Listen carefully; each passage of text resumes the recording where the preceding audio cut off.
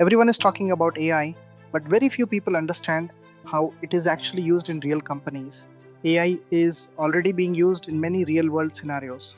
For example, predicting customer behavior, generating images, building chatbots, automating support, and improving decision making. So, in enterprise companies, AI is not just a concept, it is part of real systems. It is used in applications, integrated into workflows, and helps teams work faster and smarter. Because of this, companies are hiring for different roles. You will hear roles like AI engineer, machine learning engineer, data scientist, ML ops engineer, and AI specialist. Each role has a different focus, but all of them work around the same idea, using data and models to solve real problems. Now, the important question: how can you become one of them? Let me give you a clear path. Start with Python. You do not need to master it. Just be comfortable writing simple scripts and understanding logic. Next, focus on data. Understand how data is read, cleaned, and processed. Because everything in AI depends on data. Then move to models. Understand what models do, for example, prediction, classification, or generating responses. You do not need deep mathematics in the beginning.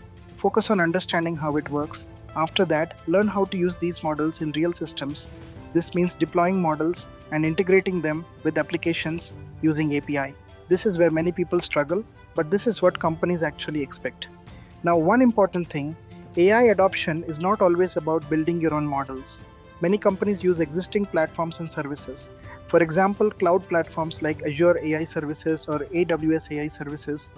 Just like you deploy virtual machines on different platforms, you can also use AI services from these platforms. So, your role can also be integrating these services into real applications. That is very valuable.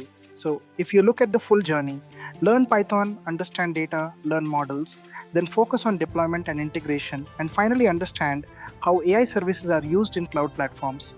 If you follow this path, you can move into roles like AI engineer or machine learning engineer over time. Do not try to learn everything at once. Stay consistent and focus on practical learning.